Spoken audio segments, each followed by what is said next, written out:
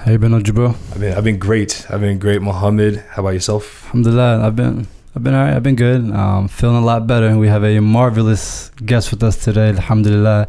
A guest that I've been waiting for a long time. And Jibril, I'm not gonna lie to you. I was very upset you didn't save the live. Oh, yeah. I don't know if you knew the live that we did.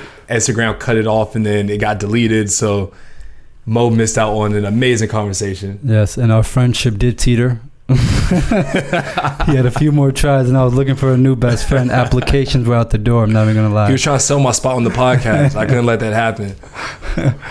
But alhamdulillah, for those that are very curious as to who we have on the other side, we have the marvelous Angelica Lindsey-Ali, mashallah, who focuses on sex, intimacy, and relationships, has over 20 plus years of experience. She did not come overnight, but before we reveal who it is that we have, Jibril, I think we should start the show. Yes, we're going to start the show, my friend. Mo, give me the countdown. 3, 2, 1. What's going on, everybody? This is Jibril Salam. And Muhammad Hassan. And you were listening to the Young and Muslim Podcast. Asalaamu Alakum, everybody.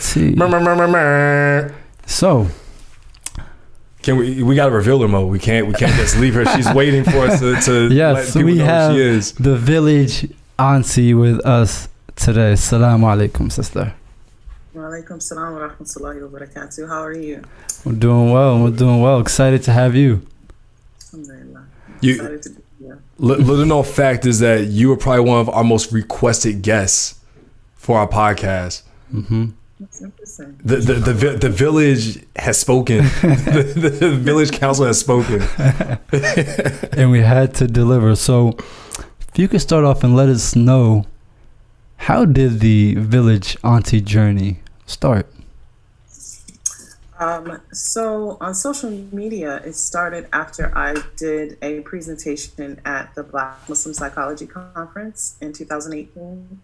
I did a workshop there at the request of the founder of Muslim Wellness Foundation and the founder of the conference.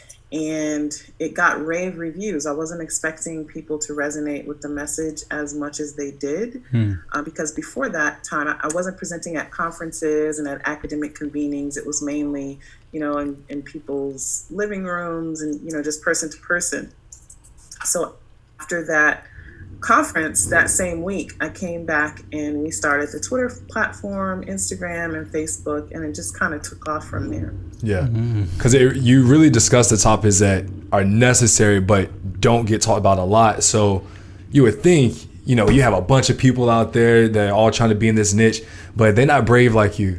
Like the reality is they're not brave. So it's no shock to me. Like, I've been following your platform for a while, so it's no shock to me that your platform is as good as it is. Alhamdulillah. Like, I'm telling you, when the village wants something, they come and they're like, hey, like, we want to learn more about this topic, and they're very responsive. So congrats for building something that amazing. Like, it's really, really impressive. And one thing that I love is that, one of the many things, alhamdulillah, is that you have the credentials. Ice-T was saying this a few weeks ago. He was like, I was raised by OG, not IG, and you are one of the OGs. You know what I mean? You created the community, and Instagram didn't make you. I love how I was looking at your story on your, on I think one of the memories on Instagram. You're like, look, I've been doing this. I've been to Africa. I've been all around the world. Y'all just learning about me, and I'm certified. I'm stamped. These are the different imams that I have on call, and I bring them in when needed. Please note that. Yeah. When needed, so we are so excited to learn more about your journey. And I was telling Jibril, one thing that I saw was that you said you are certified Muslim expert, and I'm sure some people eyebrows are raising like, can you be both? Can you tell us about that? I mean, Muslims have a lot of sex, and just like any other human group of people. And I think we conveniently forget the part of the Sunnah where the Prophet Muhammad sallallahu alaihi wasallam is known to have visited each one of his wives in one night. And it wasn't just like, visiting them to go and have tea, right? he's servicing his wives, and when the men went to Aisha radiallahu anha and they asked her, how often does he fast? How much does he pray? Whatever he does, I'm going to try to do that and more. And the Prophet Muhammad SAW is like, look, I'm a man, I pray, I fast, but I break my fast. I enjoy women. And this is something that I think we're afraid to talk about because we think it makes us appear a certain way. But sex is a part of worship. It's an act of worship. And there's nothing wrong with it when it's done within the confines of a halal relationship. I just think that we're not used to visibly Muslim women talking about sex in such a matter of fact way. Yeah. And so like if we weren't clear on what the Village is or what the Village Auntie is all about, could you please clarify that for our people who are tuning in? What is the Village? Who is the Village Auntie? And what are you about? So the Village Auntie movement is really, a lot of people think it's about sex because I'm a certified sexual health educator. I'm an intimacy and relationships expert, but it's really about agency for women. It's really about women establishing sovereignty over their own bodies. It's about women having a greater connection to spirituality through embodied worship. So if we're talking about embodied worship, then sex is a part of that. The Village Auntie is really not, it's a title. It's a trademarked brand, but it's actually a role that women in traditional and even contemporary African cultures had. She's the person that you send your daughter to when she starts her menstrual cycle. She's the person that, husbands go to when they're not pleasing their wives. You go to her when you need herbal remedies and things like that. And I wanted to reclaim that role in a digital space because there are a lot of women who need answers. So the Village is really by, for, and about women, but there are always men who are at the periphery, just, listening, being supportive, being very protective of the space. So everything that I produce all the content that I produce is geared towards women, but with the understanding that men are listening as well. Yeah. It's not a feminist rant against patriarchy. That's not the back that I come out of at all. And and there are lots of platforms that do that. I try to be more affirmative and positive and being celebratory about those aspects of womanhood and femininity. And then, while also understanding that men are paying attention, and this can also let them know how they can deal better with their mothers, their sisters, their daughters, their wives. Exactly. It's kind of like it takes two to tango, and so we need each other, and as men, as a man that I feel as though I'm one of the guys outside the Village who's just like protecting the Village, as one of those men, it's been a real learning experience for me to be able to engage with your page. Even if I'm a little bit more quiet on the page, I've learned a lot through your page, and it's introduced me to pages that are meant for men. So, I do appreciate that you are more inclusive, and it doesn't feel like an environment where, it isn't meant for me. Like, this information is meant for me to know so that I can better service and pleasure my wife and be a better son in certain ways and better brother and so on and so forth. So I think a very narrow-minded person can look at the Village and the Village Auntie brand and say, this is all about sex. But as you said, it's not just sex. It's about intimacy and relationships. And because obviously people, you're listening right now. I know you want to talk about sex, but the more important question, the thing that I'm very curious about, and I feel like we hit the tip of the iceberg during the IG live call, is on the topic of intimacy. What is the difference between intimacy and sex? And is one more important than the other? So I think that good sex can't happen if you don't have established intimacy. So intimacy is the establishment of a close connection, a close personal relationship with another person or another entity. And when we think about intimacy, especially in a Western context, our minds immediately shift to sex. But if we're Muslims, right, we just came out of a month-long love fest of spiritual intimacy called Ramadan, right? Ramadan is the month of the Quran. It's a month of fasting. We intentionally deprive ourselves of that which is halal, just in service and worship to Allah subhanahu wa ta'ala. So we do that in an effort to draw closer to Allah. that is an act of intimacy. Intimacy is anything that you do to establish that level of closeness and intimate connection. Sex is a physical act. It's a physical joining of two body parts, basically. Sex is mechanics. And, sex can be great and sex can also be terrible. Mm-hmm. And usually when sex is really terrible, it's because you don't have that soil of strong, intimate connection that can keep it bolstered and keep it growing properly. So when I talk about intimacy and sex, intimacy is more about the relationships in which sex happens, right? Okay. So it's that husband and wife connection, that personal intimacy that you have with yourself. A lot of us don't, especially a lot of women, we're disconnected from ourselves intimately. We don't know ourselves very well. So when I talk about sex, it's really rudimentary things like, okay, this goes here. What position can you get in to maximize pleasure? How can you make, yourself more lubricated? When I'm talking about intimacy is what can you do to make sure that when you engage in sex, you're having a fulfilling sexual experience. So I think that's the difference between the two. I think, man, that's a great way to put it because, and by the way, Jabril said he's the one that was protecting the village. He's actually the one with the binoculars outside. Get out of here.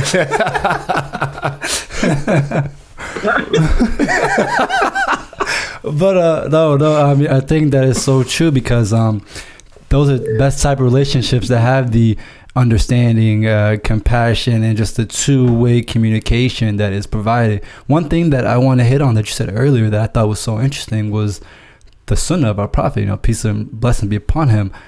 Why does that sunnah get drowned out? And when was that sunnah lost? Because we talk about all the other sunnahs, but that right there isn't spoken about. And people know that when you're having halal intimacy, Allah subhanahu wa ta'ala, that is ibadah, that is worship, but that isn't hit on. What happened? I think if we look at history and we look at the British Empire and how it began to spread across Muslim lands, we see it in Africa, we see it in Asia, where you have cultures that had a very strong basis and understanding of sexuality and intimacy, and they also had Islam. So if you look at India, you look at what is now Pakistan, you look at North, South, East, and West Africa, these were not places where sex was something that was taboo and prudish.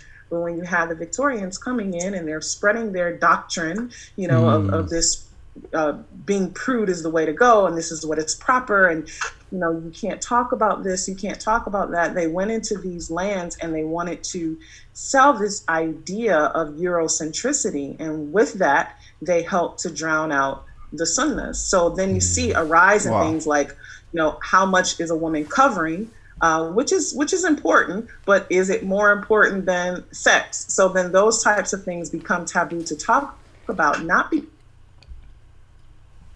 because they're taboo, but because they're considered déclassé, or they're considered, not very elegant to speak about publicly, when these are real life issues that we deal with. And it's interesting because we see in my work, a lot of the couples that come to me who have issues with intimacy, they come from lands that were dominated by the British. And it's so interesting that, decades later, centuries later, you still have these issues that are rising in those places. Yeah.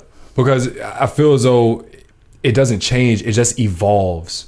That same culture, it hasn't changed. It's evolved, and then especially now you see where the hypersexualization of like TV and pornography and things like that. It's like it's not really helping people be expressive with their partners. It's still about you and your relationship with you, rather than how do you cultivate a good sexual, intimate relationship with your partner. But even if porn is, and a lot of Muslims turn to porn, men and women. We always focus on men's porn addiction, but women are just as addicted to porn as men. Wow.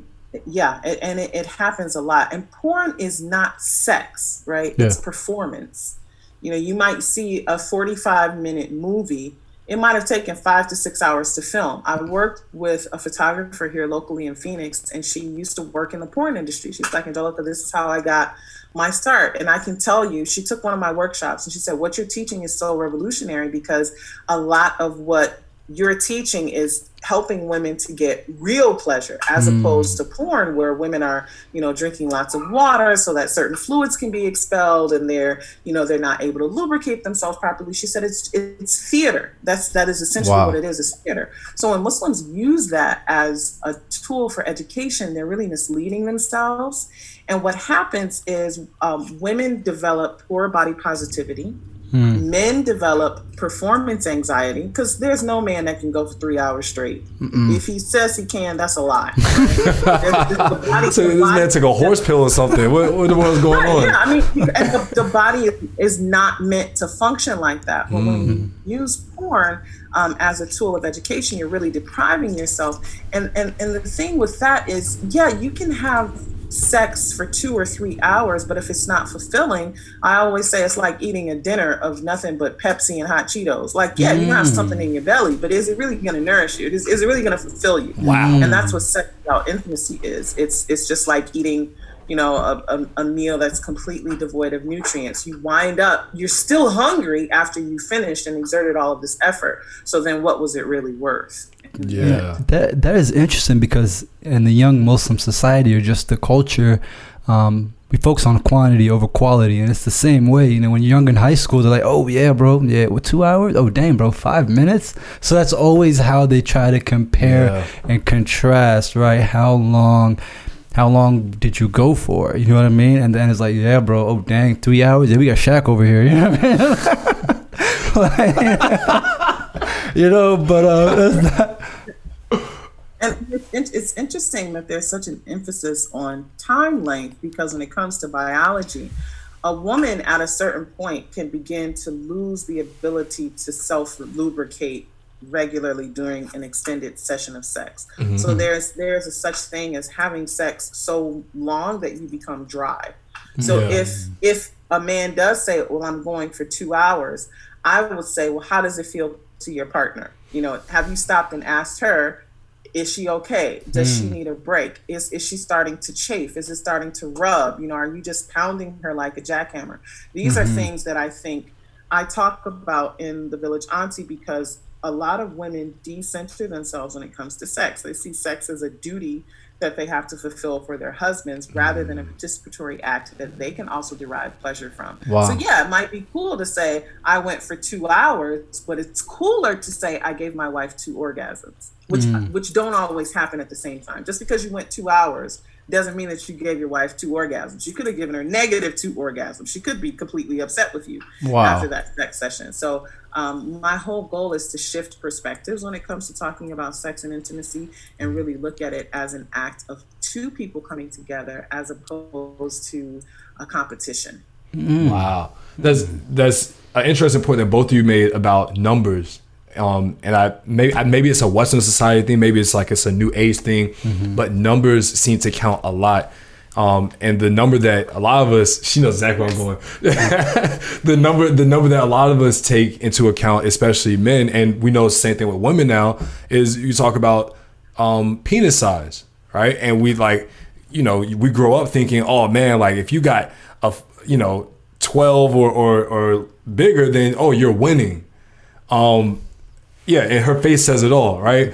And that's not the case. And I feel like now is really the process, as we're adult men, we're really trying to unlearn a lot of this stuff that we were taught as kids from other kids, basically. It's I don't know who taught us. it was 5th grade health. That's what it was. Sure. It was horrible. Who taught us that? So,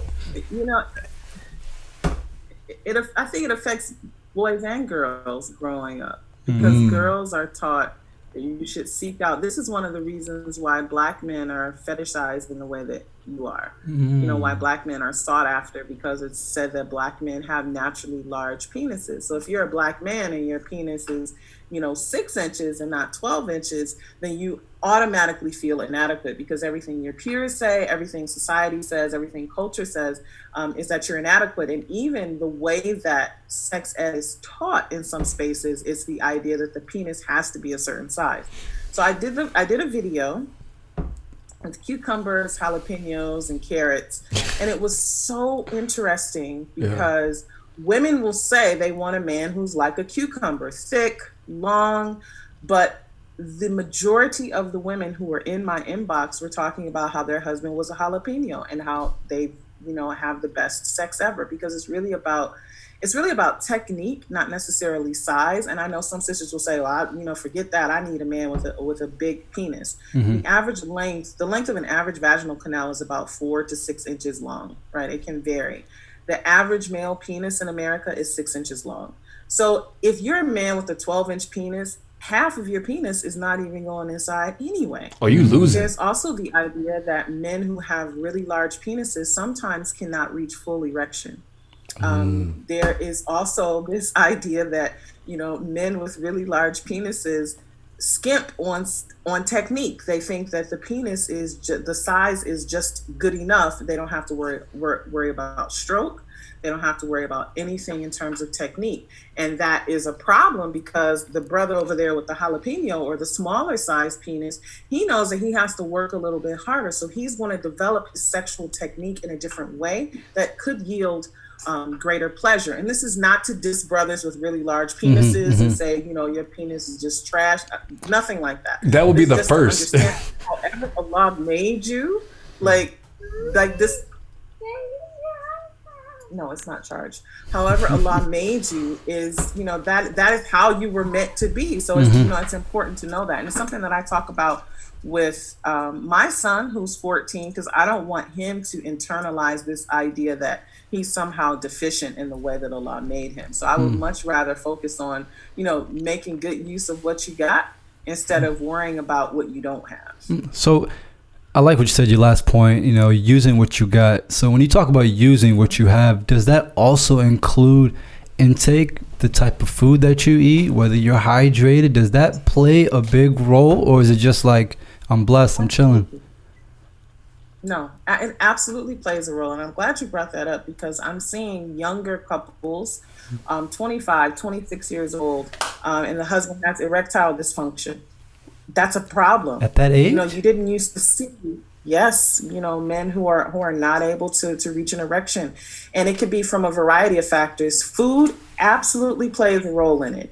Drugs absolutely plays a role in it. And we don't like to talk about drugs in the Muslim community because, these are haram. We don't, ingest intoxicants, but there's all types of fancy drugs that aren't drugs, but are drugs that can affect performance that people are. You're keeping your slime. I'm keeping your slime. I'm busy. Can you go? Thank you. Lots of things that people are intaking that are causing sexual dysfunction. Weight plays a huge role. And there's something else that I don't think a lot of young men realize: weightlifting. So you see a lot of young men in the gym, like pumping iron and doing all of this. That, if you do it excessively, that can also lead to sexual dysfunction. I'm sticking to my push-ups. He said body weight said body weight every day. That's wow. But that's the importance of moderation. It's important moderation in all things. If you drink too much water, you can kill yourself. So it's important to do that. That is very interesting. But what it does is it gives us reassurance, right? We have on Instagram, we post these memes, and one of the ones that we have up there is that if Allah created you, He created you to imperfect. Allah's creation is perfect, so you should have confidence in that. And this society will run you down to make you think your body is inadequate. Your breasts aren't large enough, or your penis isn't large enough, or your whatever it is, you always feel inadequate. And one of the things I like about your work is that you let people know that whether you have a jalapeno or you have a cucumber, be confident in what you have, and you still have to work to make that blessing, that blessing regardless of where you're at work. Absolutely. And that goes for young women too. I mean, I'm 44. I graduated from high school in 1993, and the body type that was in style then is very different than the body type that's in style now. Girls were, I was very, very slim, very, very thin. Boys wouldn't talk to me. They would not talk to me at all. And, now I look at girls now, who are starving themselves and trying to get really tiny waists and really large hips. It's just very interesting. So it's right. You should just be content with how Allah made you, because that is ultimately how you were meant to be created. Yeah.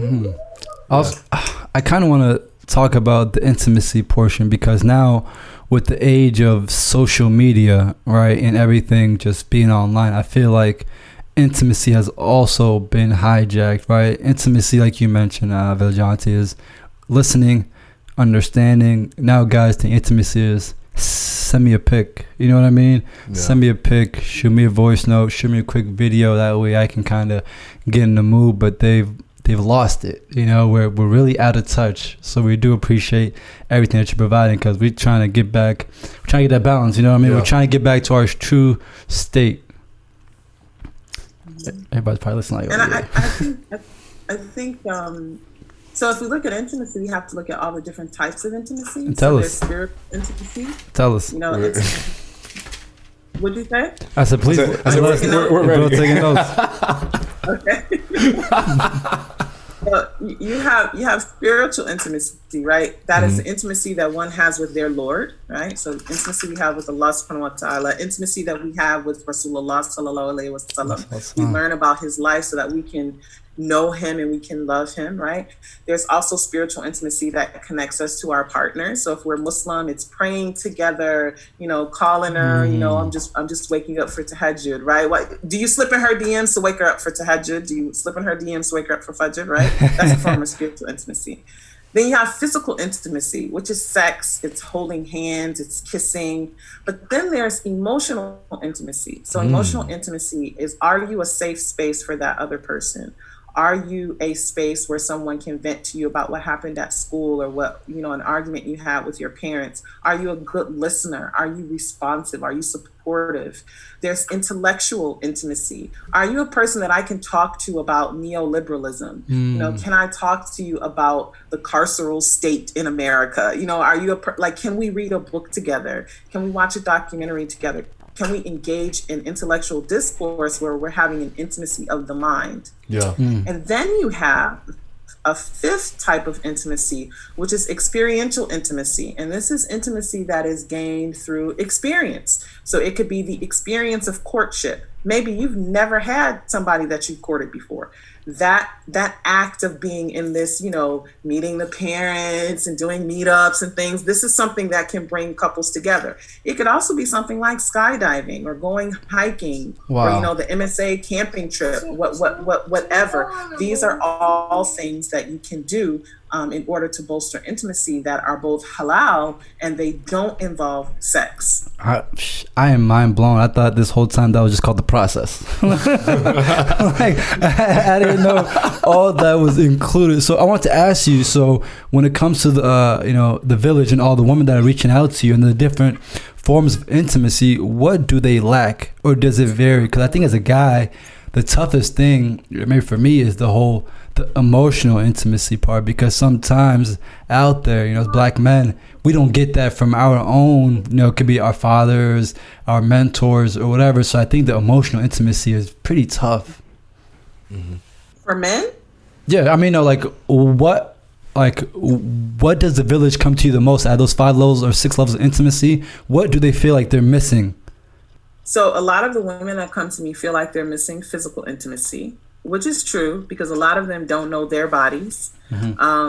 They don't understand how their bodies are meant to work. They weren't, you know, trained or taught, so they can't teach their partners.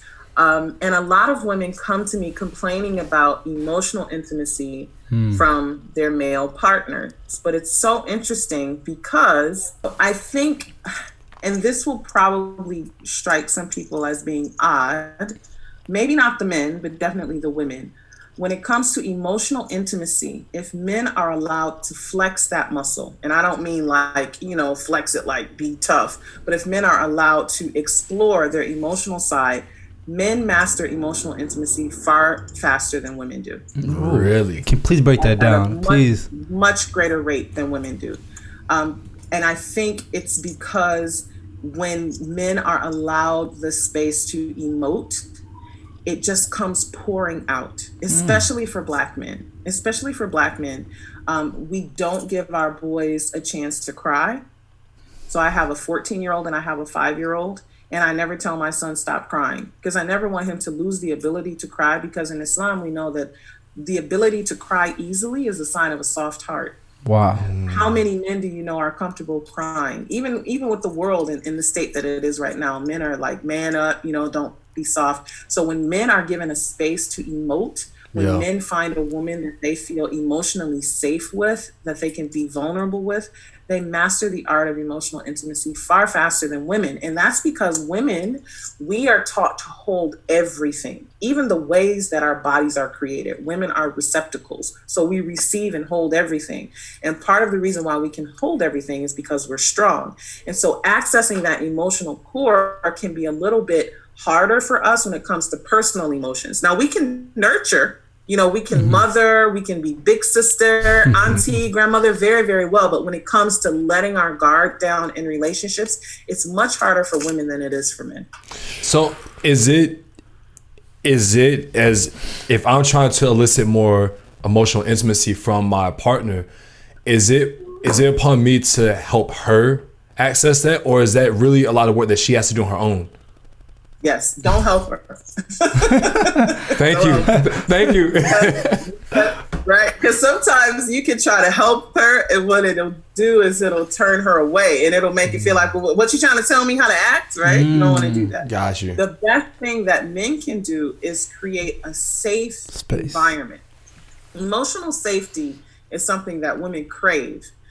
And it's something that men lack the ability to create. So while men are really good at establishing emotional intimacy, men also have to work on emotional safety.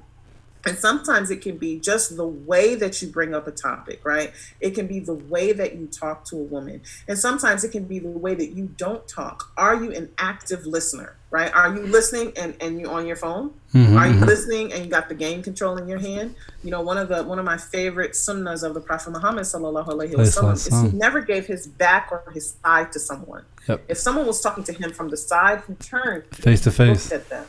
That is something that can establish emotional safety. When women feel safe, when women feel secure, then they can open up and bloom and blossom. They can feel like, okay, I can share. Yeah. I've heard that eye contact is actually one of those things that can elicit like a safe space with emotional intimacy. Absolutely. And it's so interesting that, as Muslims, we minimize Allah subhanahu wa ta'ala. We minimize Allah so that we can keep Allah in the front pocket of our soul, right? We can tuck them under our hijab, right? This is what I'm supposed to do as a Muslim. I'm right here, right? And in reality, what is haram is what we can tuck away. What is halal, what is possible is so vast. And in Allah's deen, in the deen of Islam, everything that you need for life is there. So we have an example in the Prophet Muhammad sallallahu alaihi wasallam. How did he establish emotional intimacy? How did he establish these things? Even with people that he met, everyone loved him. Yeah. Why? Why is that? And this is just that one sunnah is one example of giving people your eyes, giving eye contact, looking at someone when you talk to them. That goes so far in helping a person to be seen, because that's one of the things that women complain about a lot. They say, my husband doesn't see me. Wow. So I think eye contact is extremely important. And also, just to add on to your point, because all those were beautiful, beautiful points. Just the quality of time we had. We were recording a few days ago, and I was telling Jabril, I was like, look, guys, you have to dedicate 30 minutes to an hour if you're talking to somebody each night where you're not doing anything but just talking to them. But it's hard. I was like, you gotta find a way. Like, I know things suck, but you have to put away everything and sit right there. I even have my desk at home, and I put on the FaceTime, just right there, just talking. You know what I mean? Like, she's right there. You feel me? So I didn't know how important that was. And in cultures, because my family's from Egypt, when men talk to women, they don't look at them. And the woman had their head down, and they really don't talk at each other. They're like, Rick, Asalaamu Alakum, might pass each other, and then they try to open the back door so they can just hurry over there and like kind of go over there. And if they do have something and they need to have a conversation with them, they tell the kids about it. Hey, go tell so and so I said this. It's just, we lost all of that. Wow. Yeah, it's interesting too how culture plays a role, because we're coming up to a point where we have a global culture around dating and relationships, but we're still holding on to antiquated notions of dating and relationships from whatever our home culture was. So whether that's African American, whether that's Ghanaian, Sudanese, Pakistani, what have you, we're trying to court in the same way that our parents did, but we're not living in our parents' universe. It doesn't work now. So it's important.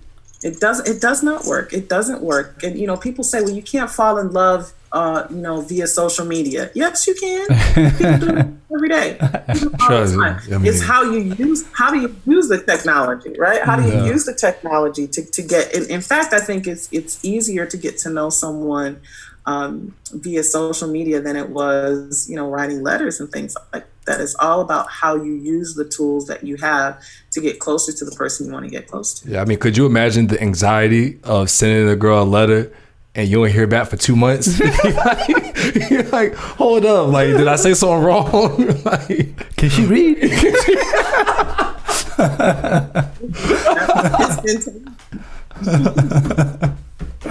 You got a question? We're sorry, this dude's a fool. Don't know if you found someone else or not. Yeah. So now that we've gone to intimacy, it is really about the relationship on various levels.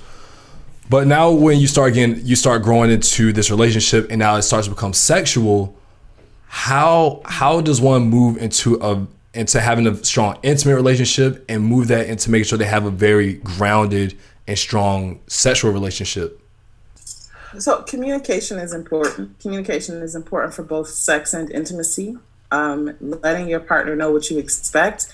And from the beginning, especially if this is your first time having a sexual experience, certainly if, even if you've had sex before, I always say, on your wedding night, and you guys have never been intimate before, that's your first time having sex with that person. That's an act of experiential intimacy. So you have to talk about what are your needs, what do you expect, and also manage expectations. So there's this expectation that the sex on your wedding night has to be mind-blowing. And I always say that's the opposite of what it should be, because if the best sex of your marriage is on your wedding night, everything else is downhill from there. It's going to plummet. Like, you work up to. And one of the things that I take couples through is role play and how to express discomfort or dislike in a way that is respectful and loving. And I think this is something that is very difficult for men to hear, because men pride themselves on being able to be virile and strong and please their partners. So not only being able to communicate, but also receive communication as a way of fixing the relationship, and not saying that, because sex with you, okay, well, we had sex last Tuesday and it wasn't that great, and let me tell you why. Instead of making that feel like, oh, I'm just terrible in bed and casting a pall over your relationship, how can you receive messages and then improve them? That's the biggest challenge that I think that couples have. That, and women getting around the idea that sex is no longer haram. Because you have couples who get married and may not be able to have penetrative penis, vaginal intercourse for months because the wife involuntarily clenches up. The husband cannot penetrate. This is called vaginismus. And a lot of it is due to cultural programming and religious programming that says that boys are haram. You can't talk to boys. And then, you've been told this for 25 years. You get married when you're 26. It's hard to undo that 25 years of programming. So communication is extremely important, and patience as well. Wow. Look, if there's a lot of people out there that are mind blown. I know, especially the couples are just like, thank you. They're just clapping their hands right now. This thing got the clapping emojis. Like, you guys go ahead. But one thing that we don't want to forget is all the single people out there, right? They're actually struggling. And before even getting into this process, right, I was listening to your Q&A that you had on IGTV, and this one 18-year-old sister asked a phenomenal question. She said she was going into university, and she's saying that she had a high sex drive because she understood herself, right? And then you were talking about how to channel that sexual energy, because I feel like that's the same thing for guys and girls right now, especially with social media, coming out of quarantine, whatever you want to call it. Like, that's just where we're at. How can we control ourselves, and how can we channel that sexual energy, and like you said, turn it into sensual energy? Ooh, Great question. So libido is really vitality, right? Some of it is not a woman being sexual. Some of it, or a person being sexual. Some of it is people thinking that their value lies in their sexuality. Oh. So you can have a person with a very low sense of self-esteem. We see it with women all the time. We see it with girls on Instagram. You know, they're in an abaya, but they might as well be in a bathing suit because they're showing off, you know, everything that they have, and they're being, you know, they're being flirtatious and things like this because for them, they may see that that's the only thing that I have of value is my body. And that's not true sex drive. That's not true libido. So I would first ask the question, you know, where is this coming from? You know, because libido is natural, right? Sexual energy is natural. The capacity for sexual feeling is totally natural. But you have to understand where it's coming from. So if it's true sexual energy, then it can definitely be transformed into something else. It's not going to be the same thing as sex. So nothing that I tell you is going to be the same as sex, but it's a way to channel your energy. So, you know, in Islam, we're prescribed fasting. If you can't, you know, control yourself, then you should fast. And some people are like, well, I won't eat every day. Okay, but at some point, you know, you're going to have to learn how to manage it, right? Also, managing the diet that you intake that is not food. You can't live off of honey buns. What do you mean? Oh, what do you mean by that? What do you... So I mean that what are you taking in? Are you listening to Megan Thee Stallion all day? Well, yes, okay, gotcha. Because it's all she talks about, right? Are you on Instagram, bruh, and like every other person you follow is a woman, you know, who's a Fashion Nova model, you know? And you're constantly putting yourself in temptation's way. So ways that you can harness it, you know, is by fasting, watching your media intake, watching the music that you listen to. Also exercise. You know, exercise is a great way to get rid of some of that energy that you have. And there's also such thing as exercise-induced orgasms. So that's, you know, definitely something that people can do to channel that energy. Also doing something that takes attention off of yourself. So whether that's service, whether that's working in the community, volunteering, something that is going to channel that energy in a different place. And dua. Dua is the basis of all remedies.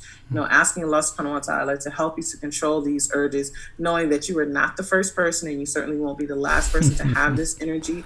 But also understanding that, you know, the alternative, right? The alternative to abstaining is to go out there and get some, right? Getting sex is not difficult, right? Engaging in, you know, illicit sex acts is not terribly difficult. But then what is the aftermath? Are you going to sacrifice your akhirah for a few seconds in the dunya?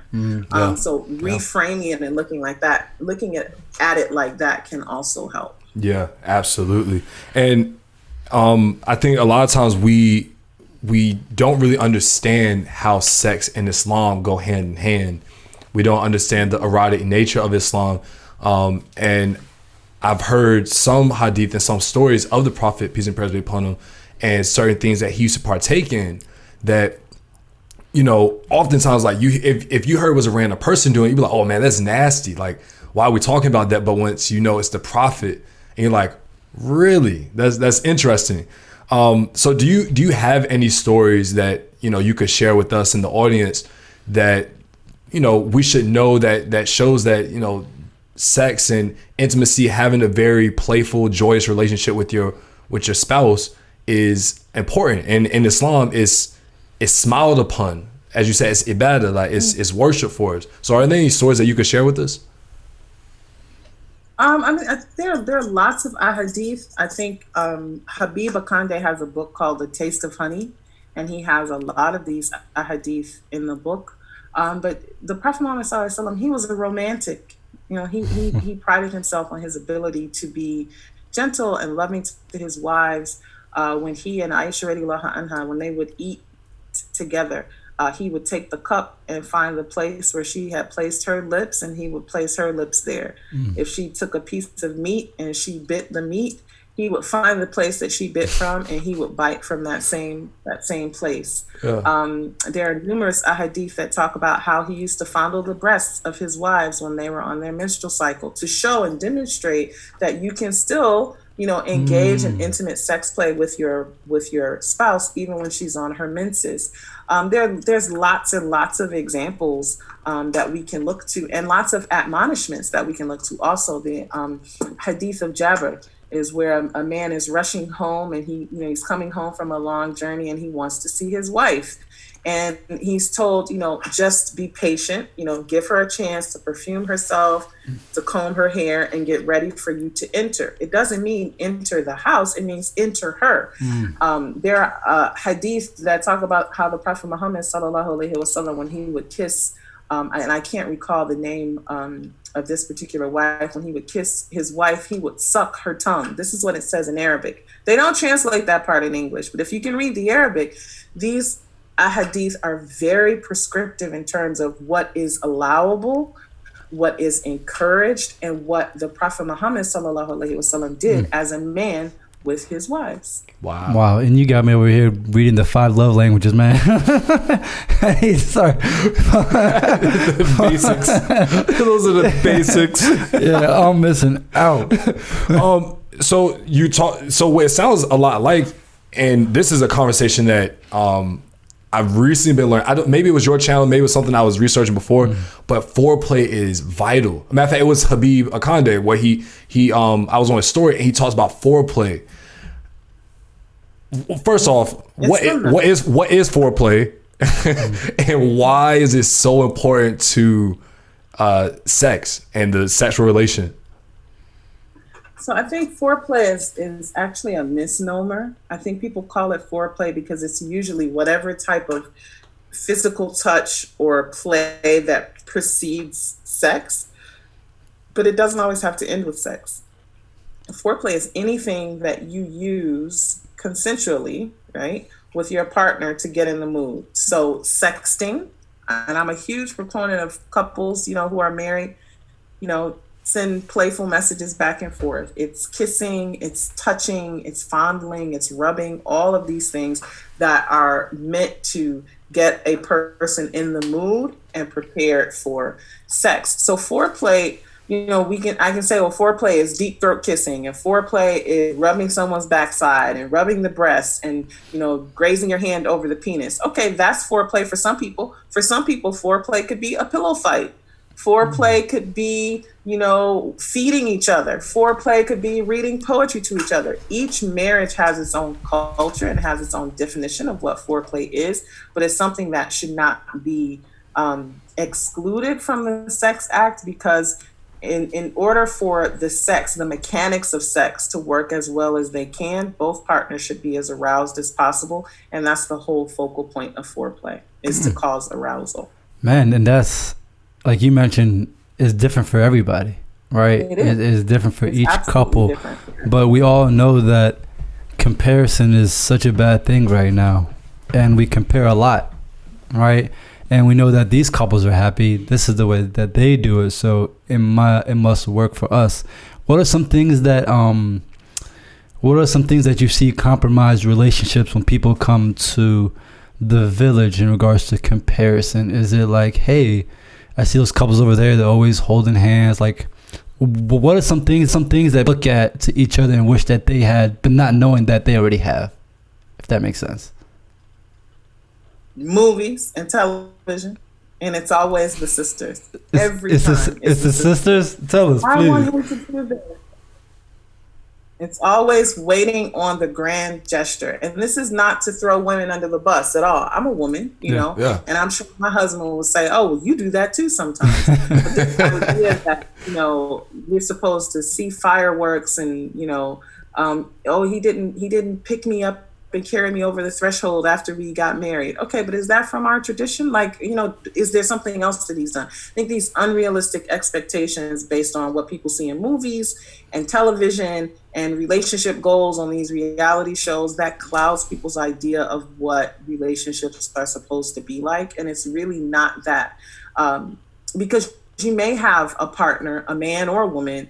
Your partner may be very loving, very romantic in their own way, but if you haven't communicated what you need from them, you're going to always suffer. So if your partner's idea of romance is buying you your favorite book right? That you, or a book by your favorite author, and they think that this is romantic for me to, have this sent to you because I know how much you like N.K. Jemisin. So I'm going to have her new novel trilogy sent to you.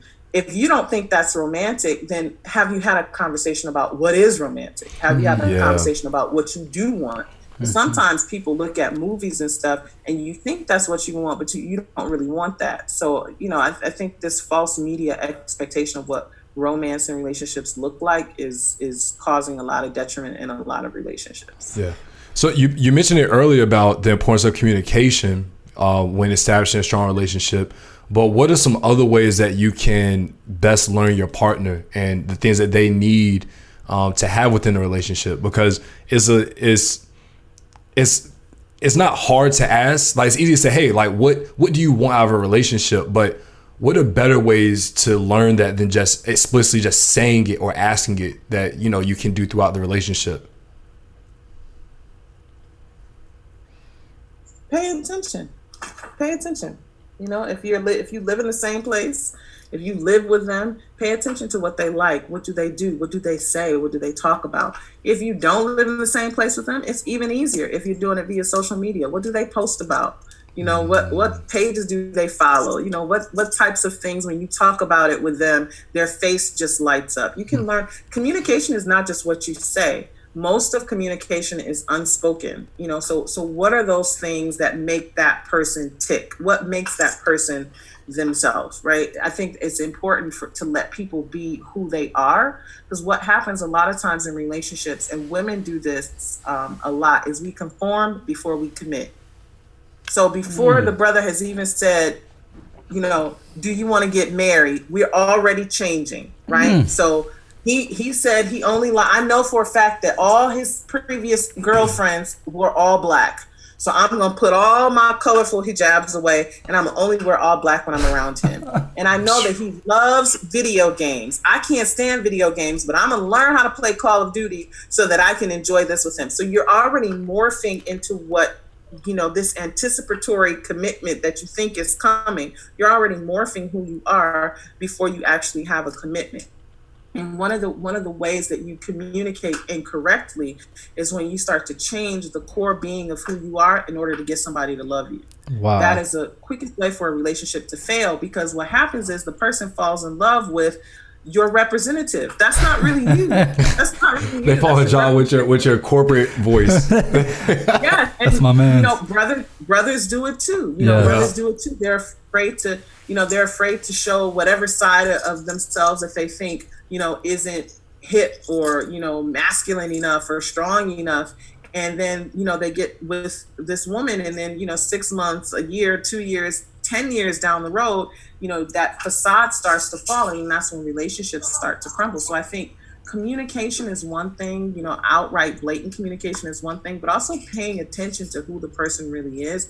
That is the most important form of communication. Yeah. It comes like that in the Muslim community, also when it comes to religion, because like when you met the brother, he wasn't praying like that. You know what I mean? All of a sudden he goes on a 3-month praying spree, right? To impress you and your father and your family. Then y'all, have the kept the kitab, whatever, and the homie ain't praying no more because this wasn't who he was, but he did that to get you. And that happens a lot with brothers.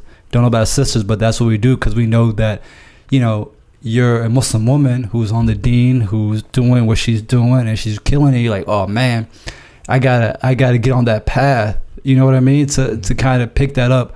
So question for, I know you have mentioned the different ways to communicate and you're watching, right? I know that a lot of people watch via body language. So when they meet people in person and stuff, they might have a wali or whatever. But what about those individuals that have long distance relationships? Can you still figure out all those things that you need to figure out without meeting them in person? Or is there some things that you just need to do face to face? There are, and there are some things you're not gonna learn everything that you need to know about a person until you live with them for a while. There's certain things that this idea that I have to know everything that there is to know about you. Some things you're not going to know about a person until you actually live with them.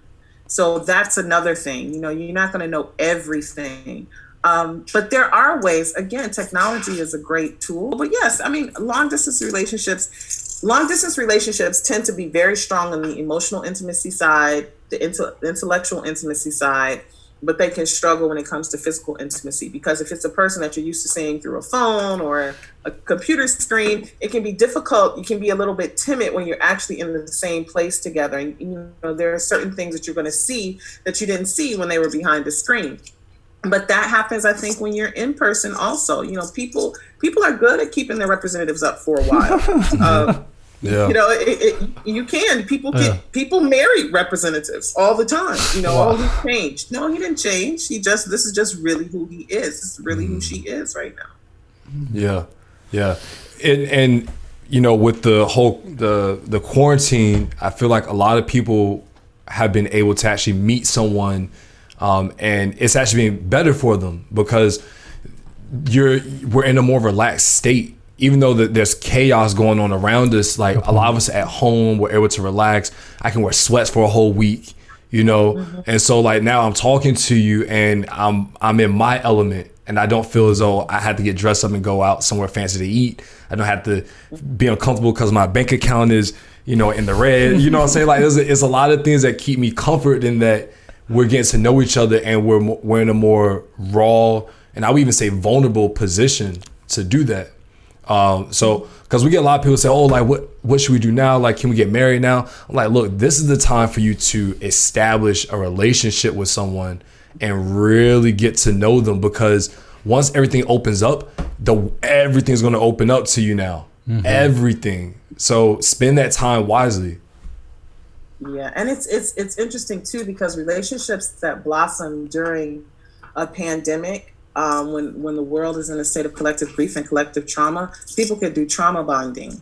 So it's not really a real, like, it's not infatuation, it's not really love. I'm bonding with you because we both have this shared sense of trauma. So, you know, you're feeding something in me that I need right now. And you're right, when everything opens up, oh, I might not need you anymore, so the relationship can crumble. We see it happen after, you know, natural disasters. You know, the survivor marries the firefighter, you know, who rescued her from the burning building, and then they divorce 6 months later. So it's important also to examine your motivations when entering into a relationship during a time like this, because you are vulnerable, you are relaxed, but you also may not be seeing as clearly. This is if you're initiating a relationship. Yeah, like within it. If you already started the relationship before quarantine happened, then this is a great time to really see this person. Like, how are you when calamity strikes? You know, how are you when the world is literally burning down? This is a great time to see that. But if you're initiating a relationship during this time, it's important to tread carefully.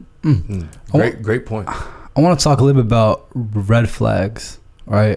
Something that we see in the Muslim community. I don't know how it is on the woman's side, but on the male side, it's like, yo, if you find somebody, just go ahead and wrap it up. Go ahead and wrap this thing up. And it puts a lot of pressure on us, because like, oh man, you've been talking to her for 6 months, bro. What you doing? Like, what do you you know, just do it and leave it up to Allah, which everything is left up to Allah. Like, so I'm trying to figure out, are there some red flags that are larger than other red flags? And what does that do to a relationship when y'all just, even though you're vibing, the intimacy might be there, everything's on point, and then you just go ahead and move forward? One red flag would be a person who doesn't make time for you. So any person who says I'm busy, or, you know, you text them, they don't get back to you for several hours or a couple of days while I was busy. Nobody's that busy. That's a huge red flag. A red flag would be anyone who's had several engagements or several, like, you know, committed relationships within the last year. You know, if there's been like 2 or 3, that's a huge red flag. Other than that, I think it really just depends on what it is you're looking for. I'm not a fan of, oh, you've been talking for 6 months, you've been dating for 6 months, you should hurry up and get married. Because what are you rushing for? If this is a person that you're going to spend the rest of your life with, why do you have to rush through courtship? Courtship is really, really important, because, you know, people want to hurry up and get to the wedding, but the wedding is not for the couple. The wedding is for the parents and the community. The marriage is for the couple, and that's what courtship is. Courtship is building the foundation for the marriage. Now, I got married after a 6-week courtship. I met my husband, Mashallah. and 6 weeks later, to the day almost, we got married. And I would not advise it. We've been married 15, almost 16 years in October. But I would not advise it. There were absolutely places where we went through rough patches, and I'm like, you know what? We should have taken longer. But you know, once you're in it, you're in it. Yeah. So I'm a strong proponent of taking your time and not rushing. That's a red flag. A red flag to me is anybody who wants to rush. Yeah. You're like, oh, how come you didn't ask me to marry you? Then it's like, that's what, you know, what's the rush for? That would be a huge red flag for me also. You know, someone I'm close with, she told me, she said, well, I told her, I said, a question that I always ask myself is the juice worth the squeeze? Because if the juice is worth the squeeze, I'll let it ripen. I'll let this fruit ripen, and I'll give it time. But if you're so gung-ho and trying to drink, well, sometimes it might be a really sour drink that you're not going to like when it comes time to pour a glass. So, but also on the other hand, it's tough because sisters like, okay, why are you taking so long? You must not be serious. So it goes hand in hand.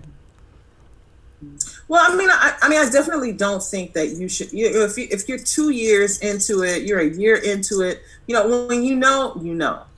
So I think it's also important to be honest. You know, you can tell a person, listen, I really could see myself spending the rest of my life with you, but I want to make sure that, you know, because marriage is not love. Love is not, especially in Islam. In Islam, marriage is a contract. So you also have to think about, can I fulfill the contract? Because you can fall in love. It's easy. You can love a lot of people, but that doesn't mean that they're the best partner for you. Is this person going to be a good parent for your child? Is this person going to be somebody who can support you? You know, love is fleeting, right? But genuine love is rooted and it's grounded. So, you know, it's fine to tell someone, look, I have this emotion for you. You know, I feel really strongly, but I want to make sure that we can really make this thing work. So I really want our relationship to grow. There's certain things that you need to experience together. You need to see what your potential spouse, how they are around children. How are they around elderly people? What do they do when they're inconvenienced? How do they act when they're in a restaurant with poor customer service or a store with poor customer service?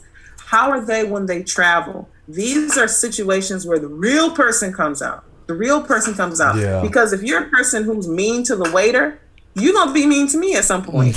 If you're a person who can't stand being around little children, I don't know that I really want to be around you. You know, if you're rude to the elder auntie or uncle at the masjid, then maybe at your core, you're not the person that I thought you were. So, yeah, I mean, I know that a lot of sisters feel pressure. Oh, you know, we've been dating for this long.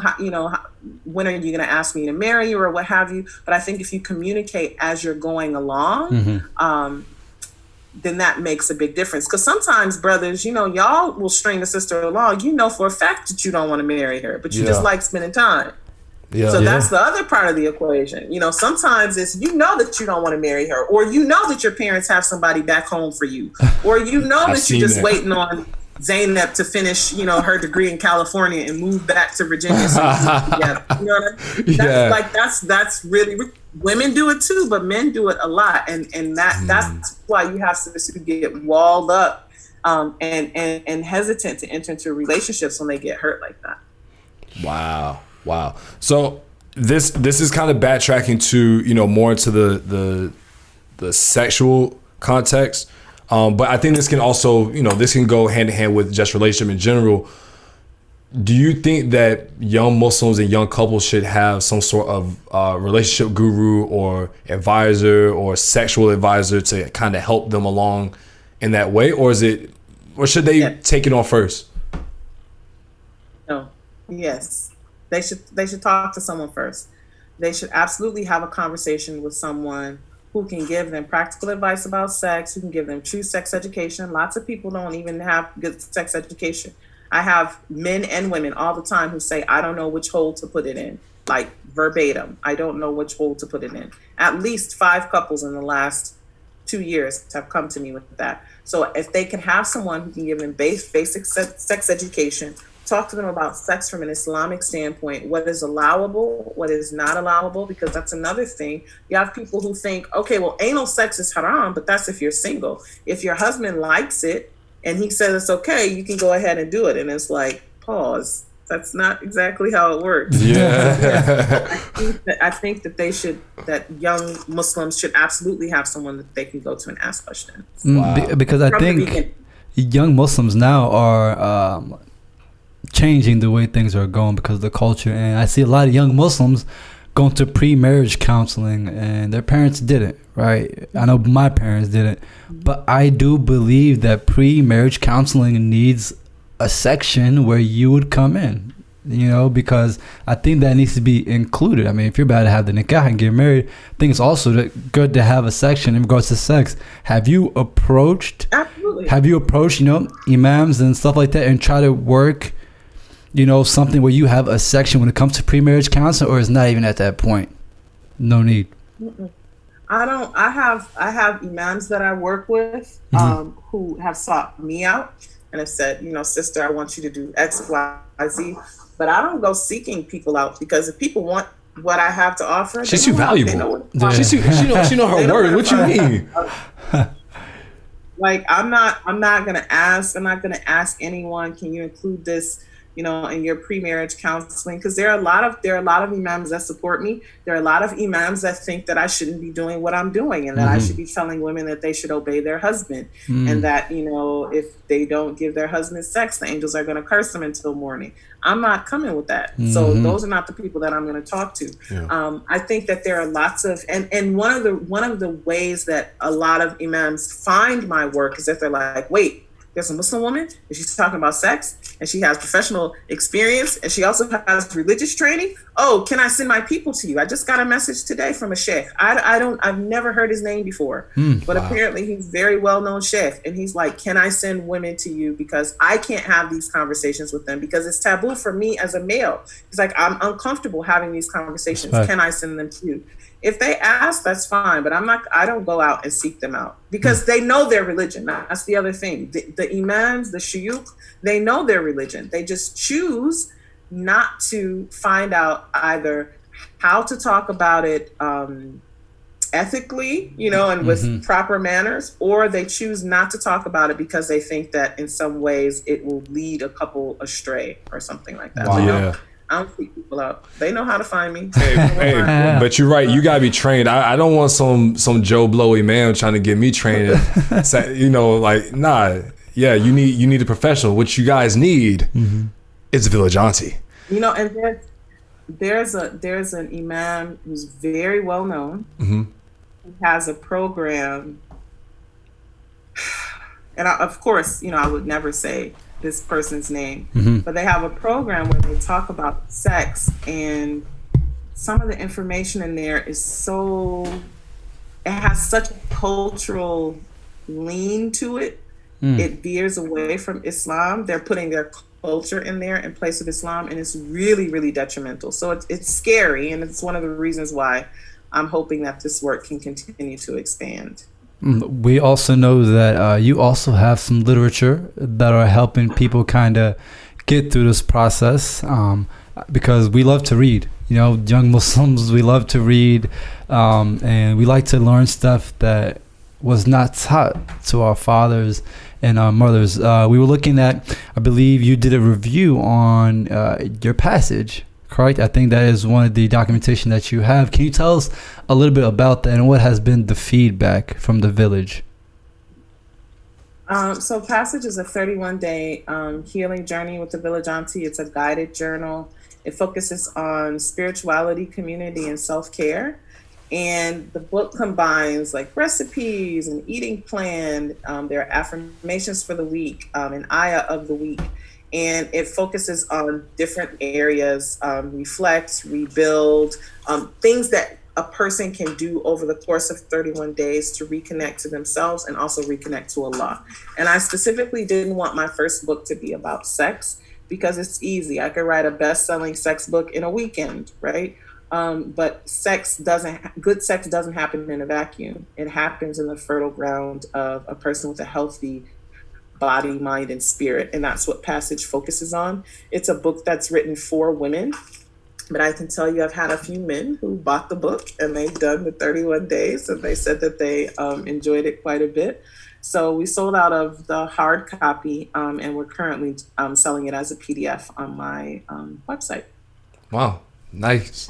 And that those links can be found like on all your social media and so on and so forth. Okay. Look at my Twitter, my Facebook, my Instagram bio, the link tree is there. And what is your how can people find you if they're looking to seek you out for actual professional help? What is the best way for them to solicit of your service? The best way would be via email, although right now my consultation roster is completely booked. But they can email contact@villageauntie.com. On my Instagram, they can press the little email link and it sends an email directly to my team. So I have a staff of 3 now. So I don't field requests personally anymore just because I have so many that come in. But any requests for consultations go directly through my email, and that's how people can reach me. Well, if you see something come from Young and Muslim, you already know who. Make sure you pick that one up ASAP. But Sister Angelica, thank you so much for joining us for a second time. This like we said, we're part of the village. We might not be in the center of the village, but we there. We paying attention. And again, like for our listeners, this is such important information that we all need to take and apply. So I hope that all you guys are going to follow our sister, the Village Auntie. And do you have any parting advice for young people coming out of quarantine and starting their relationship journey? Trust Allah. Trust Allah and have a good opinion of Allah. When we have a good opinion of Allah, we see different things manifest in our lives. So if you think that all Muslim men are trash, if you think that all Muslim women are gold diggers, that's what Allah is going to bring to you, because that's your opinion of Allah. But if Allah can make the Grand Canyon, if Allah can make a monsoon, how come Allah can't help you find the love of your life? So have a good opinion of Allah, love Allah, have tawakkul, have trust in Allah, and make fervent dua that you have strong, healthy relationships. That's the best advice I can give you. Ameen.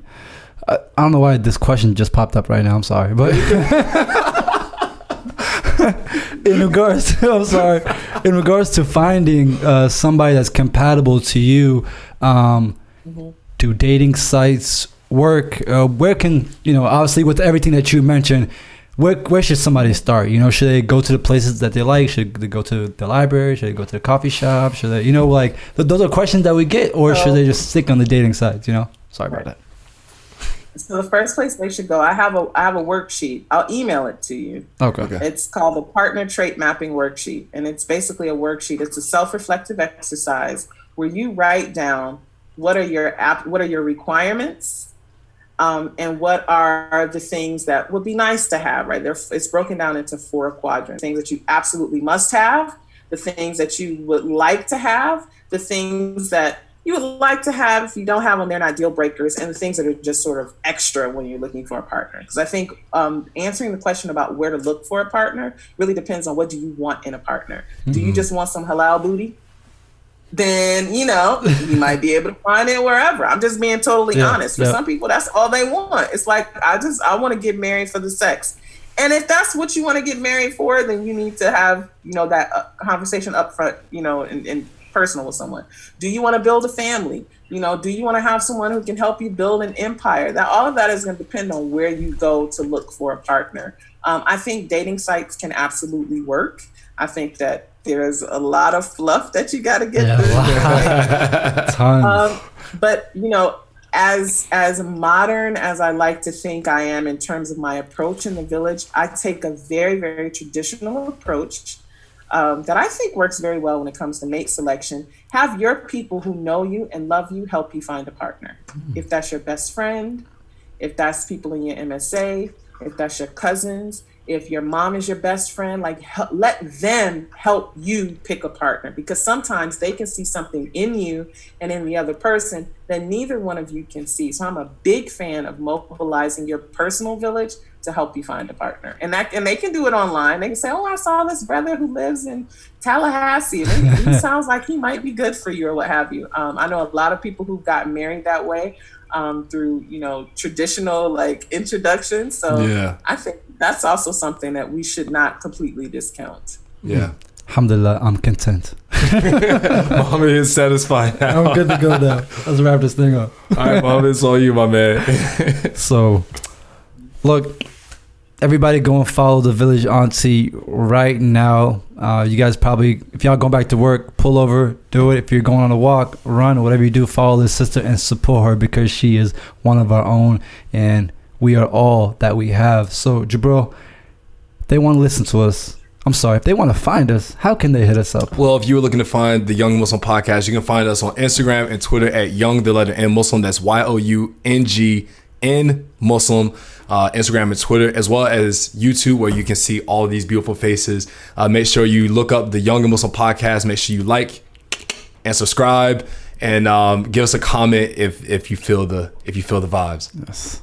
And if you want to listen to this, you're supposed to ask me that. Oh, I'm sorry. Hey, Muhammad, where can we go and listen? All right. Yes. Thank you. I thought you would never ask. But you can find us on all the major platforms. We're at on SoundCloud, Spotify, Apple Podcasts, iTunes, iHeartRadio. Legit. Just go into our bio on Instagram and Twitter. Alhamdulillah, you can listen to this episode and tell a friend to tell a friend to tell a friend. And the village is out here. And make sure you guys leave a review for us and for the Village Auntie because, guys, you're not getting. Come on now, you're not getting this anywhere. You're not getting this anywhere, guys. So make sure you do us that favor, and thank you. Yep. Thank you. So let's wrap this thing up, Jabril. All right. So for the last hour and 17 minutes, you have been listening to the Young and Muslim Podcast. I am Jabril Salam and Muhammad Hassan, and this is the Village Auntie. What up? She's coming. And this is. Sorry.